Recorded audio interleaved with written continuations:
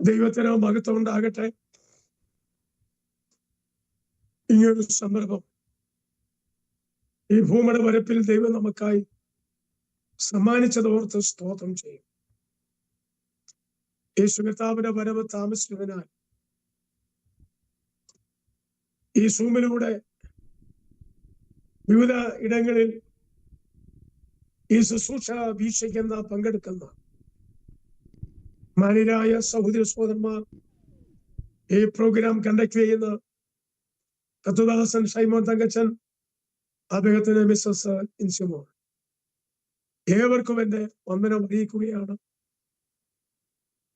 നാം വന്നെത്തിരിക്കുന്ന ഈ കാലഘട്ടം ഒരു വല്ലാത്ത കാലഘട്ടമാണ്. ഗൾഫ് മേഖലയെ സംബന്ധിച്ച് പലരും ഭയത്തിലും വേദനയിലും കഴിയുകയാണ്. അവധിക്ക് നാട്ടിൽ വന്നിട്ട് മടങ്ങിപ്പോകാൻ കഴിയാതെ ഭാരപ്പെടുന്നു. ടിക്കറ്റ് ബുക്ക് ചെയ്ത പലർക്കും അവിടുന്ന് നാട്ടിലേക്ക് വരാൻ കഴിയാതെ ഭാരപ്പെടുന്നു. ഇങ്ങനെ ഒരു വല്ലാത്ത അന്തരീക്ഷത്തിലേക്ക് ലോകം മാറിക്കൊണ്ടിരിക്കുന്നു. ഇതിനെല്ലാം അറുതി വരുത്തുന്ന ഒരു ദൈവം,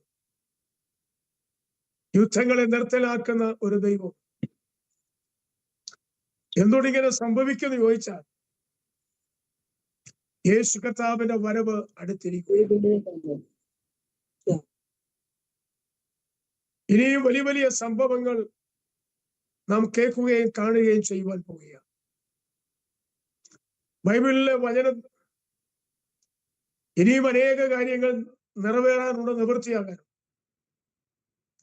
ഈറ്റുനോവിന്റെ ആരംഭം എന്ന പോലെ വിഷയം ഇപ്പോൾ ആരംഭിച്ചിരിക്കുകയാണ്. ഇതിനെല്ലാം നടുവിൽ പ്രത്യാശയുള്ള ദൈവമക്കൾ ഭയന്നിരിക്കേണ്ട കാര്യമില്ല, നിരാശയായിരിക്കേണ്ട കാര്യമില്ല. പ്രത്യാശ കൈവിടാതെ മുറുകെ പിടിച്ചുകൊണ്ട് ഓരോ ദിനരാത്രങ്ങൾ നാം എന്റെ മുഖത്ത് നോക്കി ഉന്മേഷമുള്ളവരായി തീരുവാനിടയാക്കട്ടെ.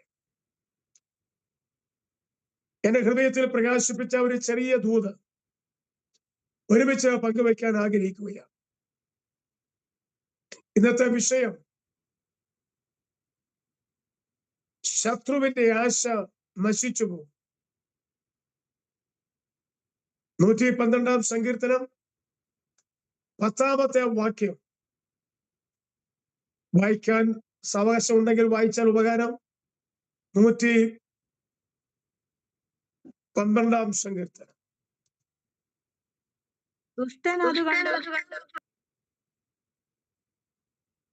വായിക്കും. ഒരാൾ വായിച്ചാട്ടെ.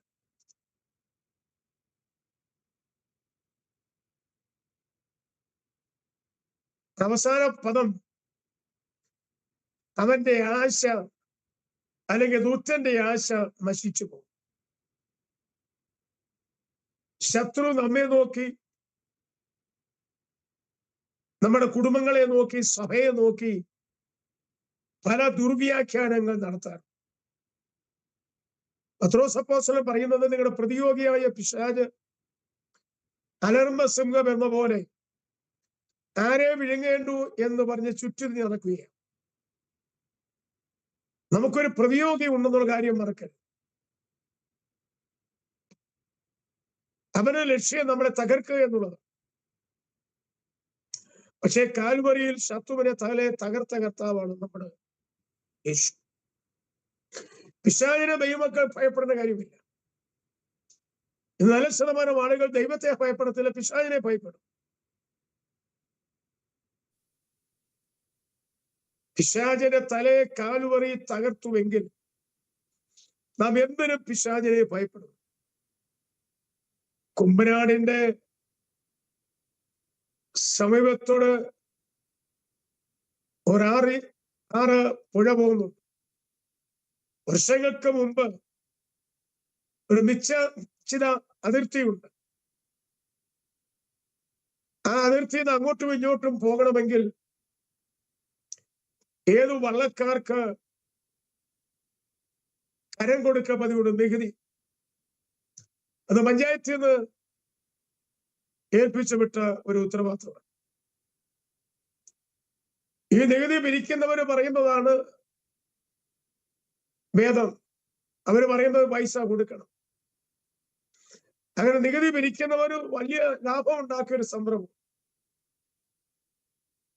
നികുതി പിരിക്കാനായി ഒരു വലിയ തടിയനായ മനുഷ്യൻ ആറ്റിന്റെ അരികെ ഓലഷെഡ് വെച്ച് ഒരു കസേരയും മേശവിട്ട് ഇരിക്കുക. ആൾക്കാര് വെള്ളം അടുപ്പിച്ച് നികുതി പൈസ കൊടുത്തിട്ട് പോകുക പതിവാണ്. അങ്ങനെ ഇരിക്കവേ ഒരുവൻ പൈസ കൊടുക്കാതെ വള്ളം മുന്നോട്ട് പോയപ്പോൾ ഈ കസേരയിരുന്ന മനുഷ്യൻ സിംഹം ഗർജിക്കുന്ന ഒരു വലിയ ശബ്ദം. ആരാണ് കരം വരാതെ പോകുന്നത്? ഞാനിപ്പോ അങ്ങോട്ട് വരും, ഇപ്പൊ അങ്ങോട്ട് വരും എന്ന് പറഞ്ഞാൽ ശബ്ദത്തിൽ സംസാരിച്ചു. വള്ളം അടുപ്പിച്ച മനുഷ്യൻ ഒരു ഭയം, ഇയാളെ ഒന്ന് കണ്ട് സംസാരിച്ചു പോകാമെന്ന് കരുതി അദ്ദേഹത്തിന്റെ ഓലശ എടുത്തു വരുമ്പോൾ അദ്ദേഹം മീശ ഉരുട്ടി, ഇങ്ങനെ കണ്ണുരുട്ടി വളരെ ദേഷ്യത്തോടെ നിൽക്കുകയാണ്.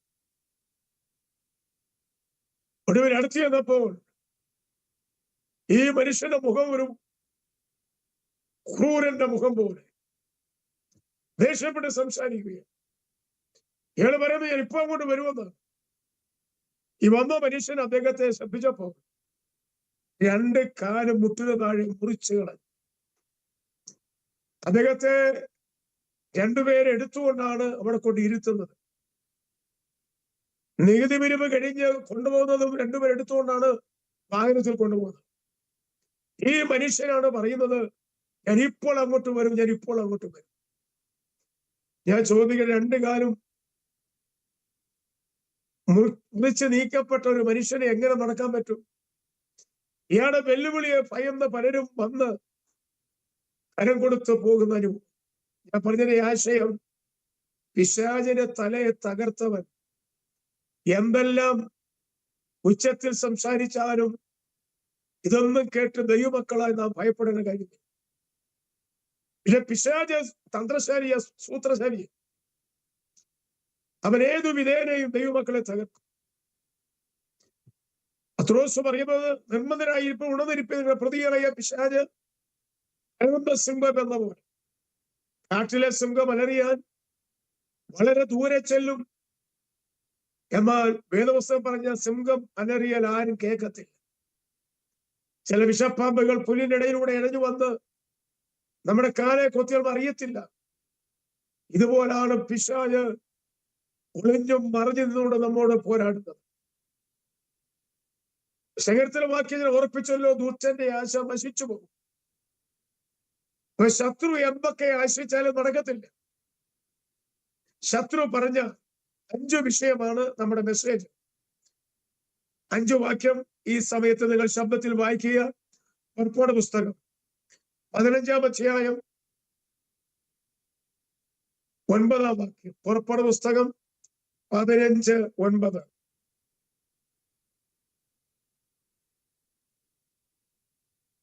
ഞാൻ പിന്തുടരും, പിടിക്കും, കൊള്ള പങ്കിടും. എന്റെ ആശ അവരാൽ പൂർത്തിയാകും. ഞാൻ എന്റെ വാൾ ഊരും, എന്റെ കൈ അവരെ നിഗ്രഹിക്കുമെന്ന് ശത്രു പറഞ്ഞു. ശത്രു പറഞ്ഞ ഒരു ആക്ഷേപം. രണ്ടാമത് നെഹെമ്യാവിന്റെ പുസ്തകം 4-ാം അധ്യായം 3-ാം വാക്യം. നെഹെമ്യാവ് 4:3.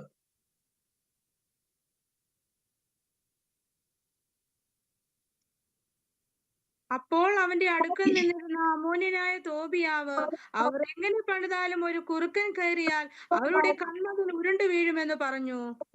ശത്രു പറഞ്ഞത് ഒരു കുറുക്കൻ കയറിയാൽ അതിൽ ഉരുണ്ടു വീഴും എന്നാണ്. മൂന്നാമത്തേത് 1 ശമൂവേലിന്റെ പുസ്തകം 17-ാം അധ്യായം 43. 1 ശമൂവേൽ 17:43. ഫെലിസ്ത്യൻ ദാവീദിനോട്, നീ വടികളുമായി എന്റെ നേരെ വരുവാൻ ഞാൻ നായോ എന്ന് ചോദിച്ചു. തന്റെ ദേവന്മാരുടെ നാമം ചൊല്ലി ദാവീദിനെ ശപിച്ചു. നോക്കുക, അഭിഷക്തനായ ദാവീദിനെ ശാപവാക്ക് പറഞ്ഞ് ശപിക്കുകയാണ്. അവന്റെ ശരീരം, അവന്റെ മാംസം കാട്ടിലെ മൃഗങ്ങൾക്കും പറവകൾക്കും ഇരയായി കൊടുക്കുമെന്ന് പറയുകയാണ്. പക്ഷെ നടന്നില്ല. നാലാമത്തത് സങ്കീർത്തനങ്ങൾ 41:5-8 വാക്യങ്ങൾ. സങ്കീർത്തനങ്ങൾ 41:5-8. അവൻ എപ്പോൾ മരിച്ചു വീഴും അവൻ എപ്പോൾ മരിച്ച് അവന്റെ പേർ നശിക്കുമെന്ന് എന്റെ ശത്രുക്കൾ എന്നെ കുറിച്ച് ദോഷം പറയുന്നു. ഒരു ദുർവ്യാധി അവനെ പിടിച്ചിരിക്കുന്നു, അവൻ കിടപ്പിലായി, ഇനി അവൻ എഴുന്നേൽക്കയില്ല എന്ന് അവർ പറയുന്നു. ഇതാണ് ശത്രു പറഞ്ഞ ഒരു ആക്ഷേപം. അവൻ കിടപ്പിലായി, അവൻ എഴുന്നേക്കത്തില്ല. അടുത്തത് 1 രാജാക്കന്മാരുടെ പുസ്തകം 19-ാം അധ്യായം 2-ാം വാക്യം. 1 രാജാക്കന്മാർ 19:2. ഇസബേൽ ഏലിയാവിന്റെ അടുക്കൽ ഒരു ദൂതനെ അയച്ചു. നാളെ ഈ നേരത്ത് ഞാൻ നിന്റെ ജീവനെ അവരിൽ ഒരുത്തന്റെ ജീവനെ പോലെ ആക്കുന്നില്ല എങ്കിൽ ദേവന്മാർ എന്നോട് തക്കവണ്ണവും അധികവും ചെയ്യുമാറാകട്ടെ എന്ന് പറയിച്ചു. അടുത്ത വാക്യം കൂടെ. അവൻ ഭയപ്പെട്ട് എഴുന്നേറ്റ് ജീവരക്ഷയ്ക്കായി പുറപ്പെട്ടു. യഹൂദയ്ക്കുൾപ്പെട്ട ബേർശേബയിൽ ചെന്ന്. ഇവിടെ ഇസബേല് ദൂതനെ അയച്ചു പറയുകയാണ്, ഏലിയാവിന്റെ തല 24 മണിക്കൂറിനകം ഛേദിക്കപ്പെടും. ശത്രു പറഞ്ഞതൊന്നും അവിടെ നടന്നില്ല. ഇന്ന് ഈ ദൂത് കേൾക്കുമ്പോൾ എത്ര പ്രാവശ്യം ശത്രു നമുക്കെതിരെ വാദമുഖങ്ങൾ ഉയർത്തി. നിന്റെ കുഞ്ഞ് പഠിക്കത്തില്ല, പരീക്ഷ എഴുതിയാൽ ജയിക്കത്തില്ല. വിദേശ രാജ്യങ്ങളിൽ എത്രയോ പരീക്ഷകൾ പല പ്രാവശ്യം എഴുതി ജയിച്ചാണ് ഇവിടെ വന്നത്. എത്രയോ പ്രാവശ്യം ഇനി എഴുതുന്നില്ല എന്ന് പറഞ്ഞു. ഷെബി സാത്തൻ എത്രയോ പ്രാവശ്യം മന്ത്രിച്ചു, നിനക്കൊരു കുഞ്ഞു ജനിക്കത്തില്ല, നിനക്കൊരു ഭാവി ഉണ്ടാകത്തില്ല, നീ വെറുതെ പ്രാർത്ഥിക്കുകയാണ്, നിന്റെ വീട് പണി നടക്കത്തില്ല, നിന്റെ ഭവനത്തിൽ ഐക്യത ഉണ്ടാകത്തില്ല. ഇങ്ങനെ വിവിധ തരത്തിൽ എന്തെല്ലാം ആക്ഷേപങ്ങളാണ് കഴിഞ്ഞ കാലങ്ങൾ നമുക്കെതിരെ ശത്രു സംസാരിച്ചു. അതൊക്കെ ഒരു വശത്തൂടെ വന്നെങ്കിലും മറുവശത്തൂടെ ശത്രു ലജ്ജിക്കത്തക്ക തരത്തിൽ ദൈവം നമ്മെ വിടുവിച്ചതായ വിടുതലുകൾ, ദൈവം തന്നതായ, ദൈവത്താൽ ലഭിച്ചതായ വിടുതൽ ഓർത്ത് ഒരു നിമിഷം കൈവർത്ത് ദൈവത്തെ സ്തുതിക്കാമോ? Praise the Lord. ദൈവം ചെയ്ത ഉപകാരങ്ങൾ വർണ്ണിച്ചാലും തീരുകയും. ഇവിടെ നമ്മൾ ആരംഭത്തിൽ വായിച്ചത് പുറപ്പാട് 15:9 വാക്യമാണ്. ഈ വാക്യത്തിൽ ദൈവത്തിന് സമയമായപ്പോൾ തന്റെ ജനമായ ഇസ്രായേലിനെ വിടുവിക്കാനായി ദൈവം പദ്ധതിയിട്ടു. ദൈവം പറഞ്ഞ കറക്റ്റ് സമയത്താണ് അവരുടെ പുറപ്പാട്. ദൈവം ദൂത് തന്നിട്ടുണ്ടെങ്കിൽ, ഒരു മാറ്റത്തെ തന്നിട്ടുണ്ടെങ്കിൽ, ആ സമയത്ത് അപ്പുറയും ഇപ്പുറയും ഇല്ലാത്ത പോലെ ആ സമയത്ത് കൃത്യസമയത്ത് ആ വിടുതൽ നടന്നിരിക്കും. ഒരു വ്യക്തിക്ക്, ഒരു കുടുംബത്തിന്, സഭയ്ക്കൊരു വിടുതൽ നടന്നാൽ അതിനെ തടയാൻ ഒരു ശക്തിക്കും കഴിയത്തില്ല എന്ന് ഈ നിമിഷം ആത്മാവ് വിളിച്ചു പറയുക. ഈ സൂര്യ നടക്കുമ്പോൾ, ഈ ദൂത് കേൾക്കുമ്പോൾ ചില വ്യക്തികളുടെ ജീവിതത്തിൽ, കുടുംബ ജീവിതത്തിൽ, ജോലിപരമായ ചില വിഷയത്തിൽ വലിയ വിടുതൽ സംഭവിക്കാൻ പോകുകയാണ്. ഇവിടെ 460 സംവത്സരങ്ങൾ ദൈവത്തിന്റെ ജനമായ ഇസ്രായേൽ ഈജിപ്തിൽ അടിമവേല ചെയ്ത് യാതന സഹിച്ച്, വേദന സഹിച്ച്, കൈപ്പേറിയ അനുഭവത്തിലൂടെ കടന്നുപോയ ജനം. ദൈവത്തിന്റെ സമയമായപ്പോൾ മോശ എഴുന്നേൽപ്പിക്കുന്നു. മോശ മുഖാന്തരം ജനത്തെ വിടുവിക്കാൻ ദൈവം പദ്ധതി തയ്യാറാക്കുന്നു. ആ ഇസ്രായേൽ മക്കൾ പുറത്തു വരുന്നതിന് മുമ്പ് മിസ്രയീം ദേശത്ത് ഒന്നിനു പുറകെ ഒന്നായി ബാധകൾ ആഞ്ഞടിക്കാൻ തുടങ്ങി. 9 പാത വരെ വന്നിട്ടും ഫറവോന് ഒരു മാറ്റമില്ല. ചില മാറ്റങ്ങളൊക്കെ വരും, അടുത്ത ദിവസം മാറ്റം പോകും. ചില മനസ്സാന്തരം ഇതുപോലെ യോഗം കഴിയുമ്പോൾ മനസ്സാന്തരം തീരും. യോഗസ്ഥലത്ത് വലിയ മനതാവും മനസ്സാന്തരവും വലിയ തീരുമാനമൊക്കെ എടുക്കും. ആ തീരുമാനം അധികം നേരം വലിയ ദിവസങ്ങൾ നീണ്ടു നിൽക്കത്തെ.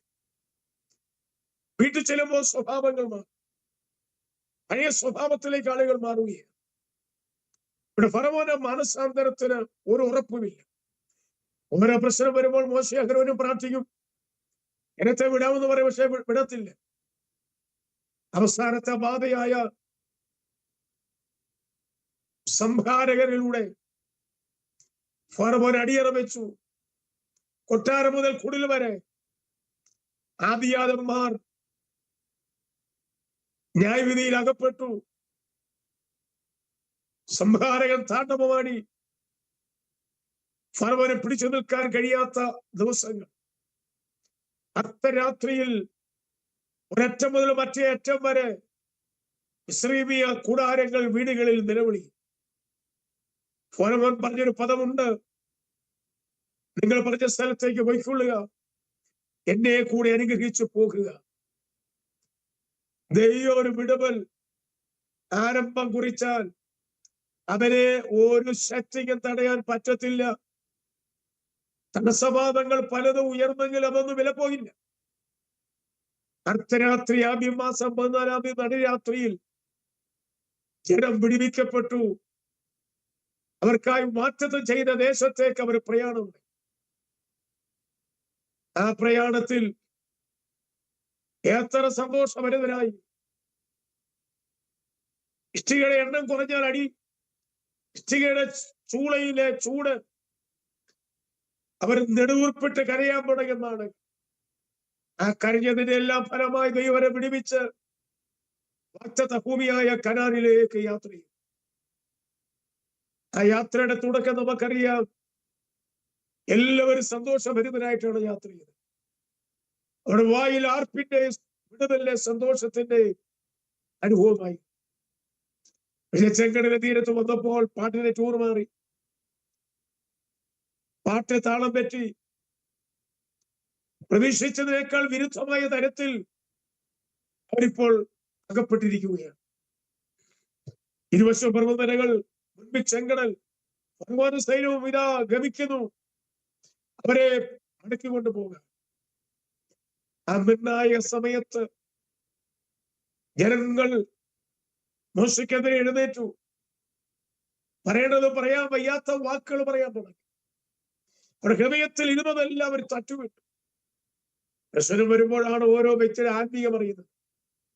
പ്രതിസന്ധി വരുമ്പോഴാണ് ഓരോ വ്യക്തിയുടെ ആത്മീയ നിലവാരത്തിന്റെ ശ്രേഷ്ഠത അറിയുന്നത്. ഇവരൊക്കെ ശാന്തമായിരിക്കും. അല്പം കഴിയുമ്പോൾ തലമുക്കുന്നത് കാണാം, പാമ്പ് 10 വിടത്തുമ്പോൾ. ഇവിടെ വായിൽ സ്തുതിയുടെ സ്തോത്രത്തിന്റെ ശബ്ദമുഴകിയ വായിൽ ഉറുപ്പിന്റെ വാക്കുകൾ, പരാതികൾ. മോശ മുഖാന്തരം ദൈവം അവർക്ക് വഴി തുറന്നു. വഴി നീട്ടാൻ പറഞ്ഞു. നിമിഷത്തിനുള്ളിൽ കിഴക്കൻ കാറ്റടിക്കുന്നു. ചെങ്കടൽ വഴിമാറുന്നു. ഉണങ്ങിയ നിലത്തോടുകൂടി അവർ മറുകര കിടക്കുന്നു. അതേ പാതയിലൂടെ ശത്രു വരുന്നൊരു ഭാഗമുണ്ട്. പുറപ്പെട്ട പുസ്തകം 15-ാം അധ്യായത്തിന്റെ 19-ാം വാക്യം ഒന്ന് വായിച്ചിട്ട്.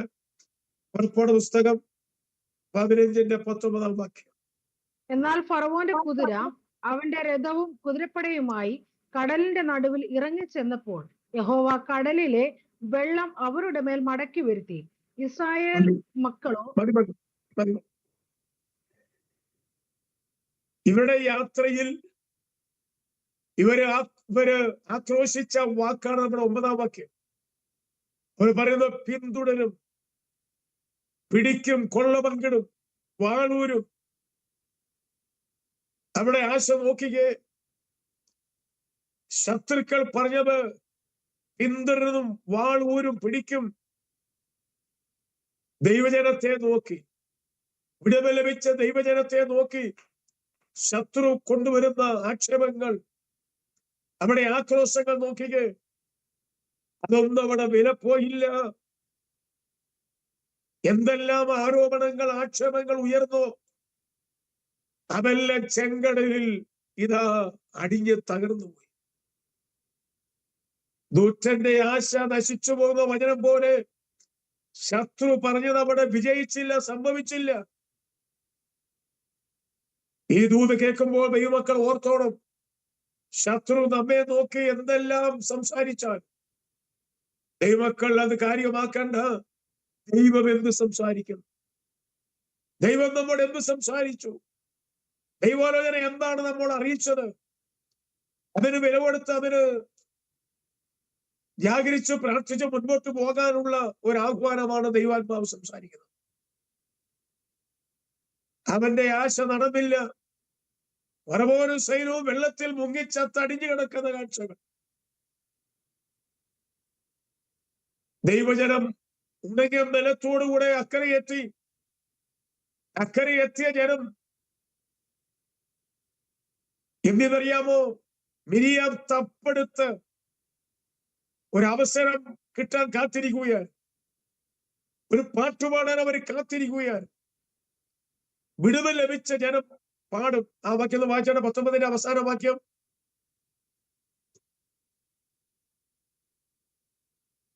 യഹോവ കടലിലെ വെള്ളം അവരുടെ മടക്കി വരുത്തി. ഇസ്രായേൽ ഉണങ്ങിയ നിലത്ത് കൂടി കടന്നുപോയി. അഹരോന്റെ സഹോദരി മിരിയാം എന്ന പ്രവാചകി കയ്യിൽ തപ്പെടുത്തു. സ്ത്രീകൾ എല്ലാവരും തപ്പുകളോടും നൃത്തങ്ങളോടും കൂടെ അവളുടെ പിന്നാലെ ചെന്ന് മിരിയാം അവരോട് പ്രതിഗാനമായി ചൊല്ലിയത്: യഹോവയ്ക്ക് പാട്ടുപാടുവിൻ, അവൻ മഹോന്നതൻ. കുതിരയെയും അതിന്മേൽ ഇരിക്കുന്നവനെയും അവൻ കടലിൽ തള്ളിയിട്ടിരിക്കുന്നു. മതി. നോക്കുക, ദൈവജനത്തിന് പാടാൻ പാട്ടുണ്ട്. അവർക്ക് എങ്ങനെ പാടാതിരിക്കും? 430 മത്സരങ്ങൾ അവരെ പീഡിപ്പിച്ച, വേട്ടയാടിയ ആ ശത്രുക്കളെ ദൈവം ചെങ്കടൽ വകവരുത്തി അവരെ നശിപ്പിച്ചു കളഞ്ഞു. അത്ഭുതം കണ്ടപ്പോൾ അവർക്ക് പാടാതിരിക്കാൻ തരമില്ല.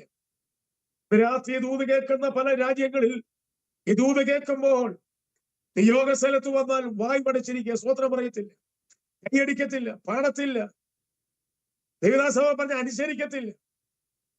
മതനിക്കുന്ന ആളുകളുണ്ട്. അനുസരിക്കുന്ന യാഗത്തെക്കാളും ശ്രദ്ധിക്കുന്ന മുട്ടകളുടെ വേദസ്സിനൊക്കെ നല്ലത് അനുസരിക്കുക എന്നുള്ളതാണ്. പണ്ടൊരു പിതാവ് തന്നെ മകളോട് പറഞ്ഞു, നീ ആ കടയിൽ ചെന്ന് 2 കിലോ പഞ്ചസാര വാങ്ങാൻ.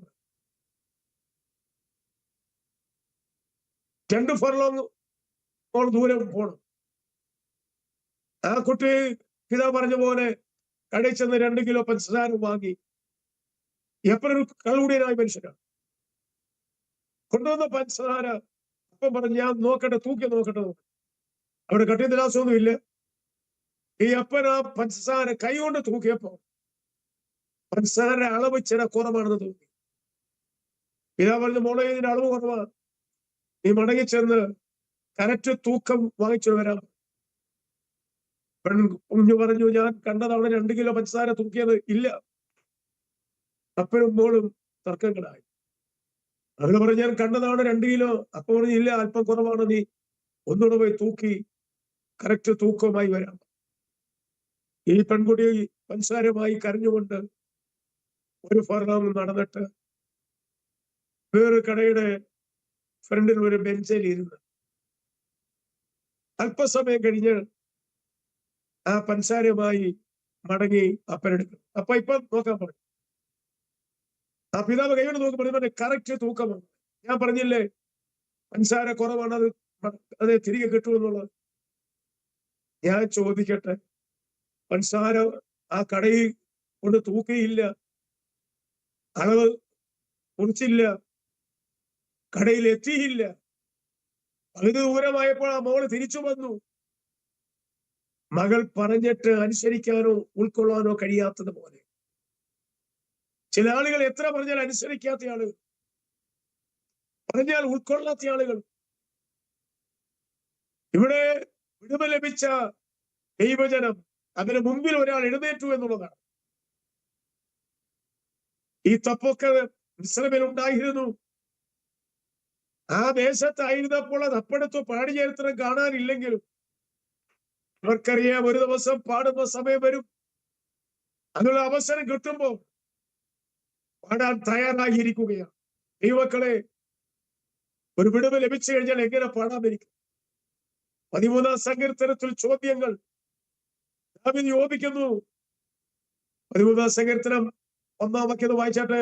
സങ്കീർത്തനങ്ങൾ 13. യഹോവേ, എത്രത്തോളം നീ എന്നെ മറന്നുകൊണ്ടിരിക്കും? നീ എത്രത്തോളം നിന്റെ മുഖത്തെ ഞാൻ കാണാതെ വണ്ണം മറയ്ക്കും? എത്രത്തോളം ഞാൻ എന്റെ ഉള്ളിൽ വിചാരം പിടിച്ച് എന്റെ ഹൃദയത്തിൽ ദിവസം പ്രതി ദുഃഖം അനുഭവിക്കേണ്ടി വരും. എത്രത്തോളം എന്റെ ശത്രു എന്റെ മേൽ ഉയർത്തിരിക്കും? ഇവിടെ എത്രത്തോളം എന്ന ചോദ്യത്തിൽ ഒരു മറുപടിയും ആ ഭക്തന് കിട്ടി. എനിക്ക് മരണനിദ്ര പ്രാപിക്കാതിന്റെ കണ്ണുകളെ തുറക്കണമേ എന്ന് വരെ പറഞ്ഞ ഭക്തൻ 6-ാമത്തെ വാക്യം വായിച്ച അതിന് മറുപടി, ഞാൻ അവനെ തോൽപ്പിച്ചു കളഞ്ഞു എന്ന് എന്റെ ശത്രു പറയരുതേ. ഞാൻ ഭ്രമിച്ചു പോകുന്നതിനാൽ എന്റെ വൈരികൾ ഉല്ലസിക്കുകയും വരുതേ. അടുത്തത്, ഞാനോ നിന്റെ കരുണയിൽ ആശ്രയിക്കുന്നു. യഹോവ എനിക്ക് നന്മ ചെയ്തിരിക്കൊണ്ട് ഞാൻ അവന് പാട്ട് പാടും. നോക്കി ആ വാക്യം നമ്മൾ നോക്കി. യഹോവ എനിക്ക് നന്മ ചെയ്തിരിക്കൊണ്ട് ഞാൻ അവന് പാട്ട് പാടും. വിടുതൽ ലഭിച്ച മിരിയാമും കൂട്ടരും നൃത്തം ചെയ്തു പാടിയെങ്കിൽ ഒരു സങ്കീർത്തനക്കാരൻ പറയുന്നു, ഞാൻ അവന് പാട്ടുപാടും. ഞാൻ ചോദിക്കട്ടെ, പാടാൻ വകയുണ്ടോ? പാടാത്തക്ക വിടുവനുണ്ടോ? തന്നിട്ടുണ്ടോ? ലഭിച്ചിട്ടുണ്ടോ? എനിക്ക് നന്മ ചെയ്തിരിക്കുന്നുണ്ട്. ആ രാജ്യത്തും വേദ രാജ്യങ്ങളിൽ ഈ ദൂത് കേൾക്കുമ്പോൾ 100 നന്മകൾ ദൈവം നമുക്ക് ചെയ്തിട്ടുണ്ട്. എണ്ണിയ തീരാത്ത നന്മകൾ. ആരിവക്ക് ഈ വീട്ടുകാർക്ക് നന്മ ചെയ്യുമെന്ന് പലരും ചോദിച്ച സ്ഥാനത്ത് അവിടെ കൺമുമ്പിലാണ് ദൈവം നിനക്ക് നന്മ ചെയ്തത്. അവിടെ കൺമുമ്പിലാണ് നിനക്ക് ജോലി ലഭിച്ചത്. അവിടെ കൺമുമ്പിലാണ് നിനക്ക് വീട് ഒരുക്കിയത്. അങ്ങനെ എത്രയെത്ര വിടുതലുകൾ ദൈവം നിനക്ക് തന്നു. അതുകൊണ്ട് വിടുതൽ ലഭിച്ച ദൈവജനം പാടിയേ പറ്റും. പാടാതിരിക്കുന്ന നന്ദികേടാണ്, സ്തുതിക്കാതിരിക്കുന്ന നന്ദികേടാണ്. അപ്പൊ വിടുതൽ ലഭിച്ച ജനം ഒരവസരം കിട്ടിയാൽ പാടാൻ തയ്യാറായിരിക്കും. അനുഗ്രഹം പ്രാപിച്ച ദൈവജനം ഒരവസരം കിട്ടിയാൽ ദൈവത്തെ മഹത്വപ്പെടുത്താൻ തയ്യാറാണ്.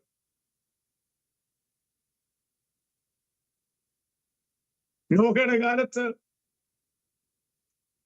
ജലപ്രളയം സംഭവിച്ചു. ആ പെട്ടകത്തിൽ നോഹയ്ക്ക് കുടുംബത്തിനും മാത്രമല്ല പ്രവേശിക്കേണ്ടത്, ആ രാജ്യത്തിലുള്ള ഏവരും പ്രവേശിക്കേണ്ടവരാണ്. പക്ഷേ രക്ഷയുടെ പെട്ടകത്തിൽ പ്രവേശിച്ചില്ല നോഹയും കുടുംബവും, ഏതാനും പറവകൾ, മൃഗങ്ങൾ. 120 വർഷം പ്രസംഗിച്ച നോഹയുടെ പ്രസംഗത്തെ സ്വീകരിക്കാൻ ആരുമില്ലാത്ത ജനത. ഒടുവിൽ പെട്ടകത്തിൽ നോഹയും കുടുംബവും, ആ പെട്ടകത്തിൽ അല്പജനത വെച്ചാൽ 8 പേർ വെള്ളത്തിലൂടെ രക്ഷ പ്രാപിച്ചു. അത് സ്നാനത്തിന് മുൻകറി എന്ന് പറയുമ്പോ ആ പെട്ടകം നാടുകൾ ന്യായവിധിയുടെ വെള്ളത്തിൽ ഒഴുകി ഒരുപാട് അരാവർത്ത പർവ്വത്തിൽ പെട്ടകം ഉറച്ചു. ദൈവം പറഞ്ഞ പെട്ടകത്തിന് പുറത്തു വരാൻ പറയുന്നു. നോഹയും കുടുംബം പെട്ടകത്തിന് പുറത്തു വന്ന ഉടനെ സ്ഥലം വെട്ടിയെടുക്കുകയല്ല ചെയ്തത്, വേറൊരു കാര്യപരിപാടിക്ക് പോവുകയല്ല ചെയ്തത്. വിശുദ്ധ മൃഗങ്ങളെ വേർതിരിച്ച് യാഗപീഠം പണിത് ദൈവത്തെ ആരാധിക്കുകയാണ്. നോഹ അഭിഷക്തൻ ആരാധിക്കാൻ മറന്നില്ല. കോടാനുകോടി ജനങ്ങൾ വെള്ളത്തിൽ മുങ്ങിച്ചത്തപ്പോൾ തനിക്കും കുടുംബത്തിനും ജീവരക്ഷ പ്രാപിച്ചതിന്റെ നന്ദിയായി ന്യായവിധിയിൽ നിന്ന് മോചനം ലഭിച്ച നോഹയും കുടുംബവും പെട്ടകത്തിന് പുറത്തു വന്നവർ ദൈവത്തെ ആരാധിച്ചെങ്കിൽ കഴിഞ്ഞ കാലങ്ങളിൽ, കഴിഞ്ഞ മാസങ്ങളിൽ, കഴിഞ്ഞ ദിവസങ്ങളിൽ ഉടവ് ലഭിച്ച ദൈവജനം മൗനമായി ഇരിക്കരുത്. ദൈവത്തെ പാടി സ്തുതിച്ചു. നമ്മുടെ ഒന്നാമത്തെ വിഷയം ശത്രു പറഞ്ഞ ആക്ഷേപം. പിടിക്കും, പിന്തുടരും, കൊള്ളപങ്കിടും, വാളൂരും, ഇതൊക്കെയായിരുന്നു ശത്രു ഗർജിച്ചത്. പക്ഷെ ആ ശത്രുവിനെ നമുക്ക് പിന്നെ കാണാം. ചെങ്കടലിൽ മുങ്ങിച്ചത്ത് അടിഞ്ഞു കിടക്കുന്നു. നിനക്കെതിരെ വാദിച്ച ശക്തികൾ, നിനക്കെതിരെ ആക്ഷേപം പറഞ്ഞവർ, നിന്നെ കാറ്റിക്കെട്ടിയവർ, നിനക്കെതിരെ അപവാദം അഴിച്ചുവിട്ടവരുടെ നടുവിൽ ദൈവം നിന്നെ മാനിക്കും. ശത്രുവിനെ ദൈവം കൈകാര്യം ചെയ്യും. രണ്ടാമത്തെ നമ്മുടെ വിഷയത്തിൽ വരാം. വായിച്ചാട്ട് നെഹെമ്യാവിന്റെ പുസ്തകം 4-ാം അധ്യായം 3-ാം വാക്യം.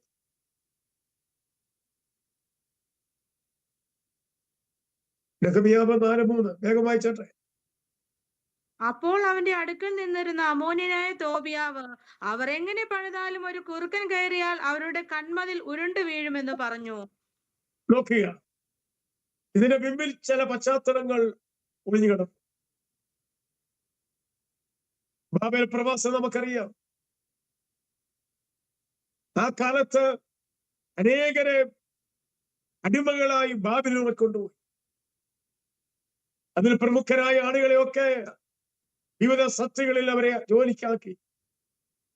നെഹെമ്യാവ് എന്ന് പറയുന്ന ഒരു ഭക്തൻ അർത്തശ്ശ രാജാവിന്റെ പാനപാത്ര വാഹ ശുശ്രൂഷയ്ക്കായി വേർതിരിക്കുകയും ഈ ശത്രു ചെയ്യുന്ന ദോഷമെന്നാണ് യെരൂശലേമിൽ. അവരുടെ അഭിമാനമായ മതിലിടിച്ചു കളഞ്ഞു, തീ വെച്ച് ചുട്ടു വെണ്ണീറായി കിടക്കുകയാണ്, ചണ്ടിക്കുമ്പാരമായി കിടക്കുകയാണ്. നെഹെമ്യാവ് രാജാവിന്റെ പാനപാത്രവാഹനായി നല്ല നിലയിൽ കഴിയുമ്പോൾ ചില നാളുകൾക്ക് ശേഷം തെറ്റി ഒഴിഞ്ഞു വന്ന ചിലരെ കണ്ടു. യെരൂശലേമിന്റെ സ്ഥിതി ചോദിച്ചു, നമ്മുടെ സഹോദരന്മാർ എങ്ങനെയുണ്ട്? അവിടുത്തെ കാര്യം അറിയാൻ വളരെ വ്യഗ്രത. അവിടുന്ന് കേട്ട ശബ്ദം തന്റെ ജനം മഹാകഷ്ടത്തിലും അപമാനത്തിലും യെരൂശലേമിനെ മതിലിടിച്ചും തീ വെച്ചും വെണ്ണീറായി കിടക്കുന്നു. ഇതാണ് അവിടുന്ന് ലഭിച്ച സന്ദേശങ്ങൾ. ഇത് കേട്ടപ്പോൾ ചിരിക്കുകയല്ല ചെയ്തത്. ചില വ്യക്തികളുടെ വീഴ്ചയിലും തകർച്ചയിലും തോൽവിയിലൊക്കെ ചിരിക്കുന്ന ആളുകൾ. ദൈവമക്കളെ, ആരുടെ അധപ്പതനം കണ്ട് ചിരിക്കരുത്, ആരുടെ താഴ്ച കണ്ട് വിമർശിക്കരുത്. നിനക്ക് ആ താഴ്ച വരാം, നിനക്ക് ആ വീഴ്ച വരാം. നിൽക്കുന്നത് തോന്നുന്നവർ വീഴാതിരിപ്പാൻ സൂക്ഷിച്ചോണം. ഞാൻ വീഴത്തില്ല, ഞാൻ മിടുക്കനാന്ന് പറഞ്ഞ് ആരും തെളിയരുത്. ദൈവത്തെ ഭയപ്പെടുക. ഈ നെഹെമ്യാവ് ആ വാർത്ത കേട്ടിട്ട്, ഉത്തരവാദിത്തപ്പെട്ട ജോലിയാണ്, ഏത് സമയത്തും രാജാവിന്റെ കൂടെ നിൽക്കേണ്ട മനുഷ്യൻ, ജോലിയെ മെച്ചപ്പെടാന്നൊക്കെ പറഞ്ഞാലും നെഹെമ്യാവിനെ നോക്കിയേ, അവൻ കരയാൻ സമയം കണ്ടെത്തി. ചിലക്ക് ജോലി കയറിയ സമയമില്ല, ജോലിയാ, പ്രാർത്ഥിക്കാൻ സമയമില്ല, ആരാധിക്കാൻ സമയമില്ല, ഉപവസിക്കാൻ സമയമില്ല. ജോലിയുടെ പേരിൽ ഇങ്ങനെ പ്രാർത്ഥന മുടങ്ങി, ആരാധന മുടങ്ങി, കുടുംബ പ്രാർത്ഥന മുടങ്ങി, പലതും മുടങ്ങി ഒടുവിൽ ദൈവത്തിന് പോലും അകന്നു പോകുന്ന അനുഭവം. പണ്ടൊരാൾ വേർപാട് പാലിച്ച് ദൈവത്തിൽ നിന്ന് വേർപെട്ടു പോയതുപോലെ ജോലിയാന്നൊക്കെ പറഞ്ഞ് ഒടുവിൽ ആത്മീയം ഇല്ലാതാകുന്ന അനുഭവം. കർത്താവിന് പ്രിയരെ, ഈ നെഹെമ്യാവ് കരയാൻ അവൻ സമയം കണ്ടെത്തി. ആ തിരക്കുള്ള ജോലിയിൽ രാജാവ് എപ്പോഴും വീക്ഷിക്കുന്നതാണ് നെഹെമ്യാവ്. ഏത് നിമിഷവും പാനപാത്രം കയ്യിൽ കൊടുക്കണം. ആ പദവി അലങ്കരിച്ച ദൈവത്തിന്റെ ഭക്തൻ സമയം കണ്ടെത്തി കരയാൻ, പാപമേറ്റു പറയാൻ സമയം കണ്ടെത്തി, ഉപവസിക്കാൻ സമയം കണ്ടെത്തി. നോക്കുക, ഏറ്റുപറച്ചിൽ ഉപവാസമെടുക്കാനും സമയം കണ്ടെത്തി. ദൈവക്കൾ ഓർത്തോണം, ഇതൊരു നമുക്കൊരു ഗുണപാഠമാണ്, നമ്മെ വിലച്ചുണ്ടെന്നൊരു കാര്യമാണ്. സമയമില്ല എന്ന് പറഞ്ഞാലും പല കാര്യങ്ങൾ ഒഴിവാക്കരുത്. ആത്മീക വിഷയം, ജോലി എന്ന് പറഞ്ഞ് പ്രാർത്ഥന മുടക്കുന്നവർ. ഈ കഴിഞ്ഞിടയ്ക്ക് വിദേശത്ത് ഒരു കുടുംബം വിളിച്ചു. അവർക്ക് തലമുറയില്ലായിരുന്നു, തലമുറ ദൈവം നൽകി. വീടില്ലായിരുന്നു, വീട് ദൈവം നൽകി. അവിടെ ജീവിതത്തിൽ പ്രതീക്ഷിക്കാത്ത പല വിടുതലുകൾ ദൈവമുണ്ട്.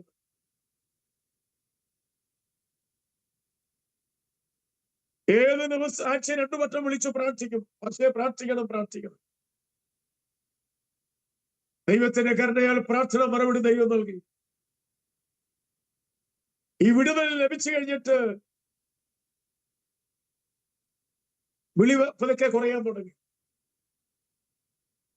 2 മാസത്തോളം വിളിക്കാതെ വന്നു. അങ്ങോട്ട് വിളിച്ചപ്പോൾ എന്താ നിങ്ങൾ വിളിക്കുന്നില്ല, പ്രാർത്ഥിക്കേണ്ട ആവശ്യമില്ലേ? അവൻ പറഞ്ഞൊരു പദം, പക്ഷെ കുഞ്ഞുണ്ട്, അവരിപ്പോ നടക്കാൻ തുടങ്ങിയതേ ഉള്ളൂ, അവരെ ശ്രദ്ധിക്കണം. ഞാൻ ചോദിച്ചു, കുഞ്ഞാണോ വിളിക്കാൻ തടസ്സം, പ്രാർത്ഥിക്കാൻ തടസ്സം കുഞ്ഞാണോ? ദൈവമക്കൾ പലതിലും പഴിയാരും, കുഞ്ഞുങ്ങളെ പഴിയാരും, ജോലി പഴിയാരും, സമയത്തെ പഴിയാരും ഒക്കെ രക്ഷപ്പെടുന്ന ആളുകൾ. അത് ദൈവസന്നിധി വില പോകത്തില്ല. അത് ദൈവമക്കൾക്ക് അത് ഭൂഷണമല്ല. ഇവിടെ നെഹെമ്യാ വലിയ പദവി നിൽക്കുമ്പോൾ കുറെ നാൾ ഉപസിച്ചു, കുറെ നാൾ പാപം ഏറ്റുപറഞ്ഞു, കുറെ നാൾ ദൈവത്തോട് അഭിയാചന കഴിച്ചു. അങ്ങനെ കുറെ നാൾ മുൻപോട്ട് പോയപ്പോ ഒരു നാൾ രാജാവ് നെഹെമ്യാവിന്റെ മുഖം വീക്ഷിച്ചപ്പോ രോഗലക്ഷണം കാണുന്നില്ല, എന്തോ ഒരു പ്രശ്നം, മുഖം വാടിയിരിക്കും. നീ മുഖം വാടിയാ നിന്റെ മാറ്റം കണ്ടിട്ട് ചോദിക്കാൻ ആരുമില്ലായിരിക്കാം. അവർക്ക് അതല്ലായിരിക്കാം ലക്ഷ്യം.